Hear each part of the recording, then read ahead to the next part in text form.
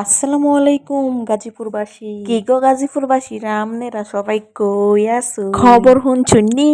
ডাহা বসুন্ধরা সিটিও হনাঙ্গর গাজীপুর আয়া পড়ছি তো। ও মায়া মায়া গো, এটার মধ্যে দেখি সিঁড়ি লিফটও আছে। আঙ্গর গাজীপুরের মধ্যে যে বসুন্ধরা সিটি হইছে আপনারা কি ওহনো জানেন না?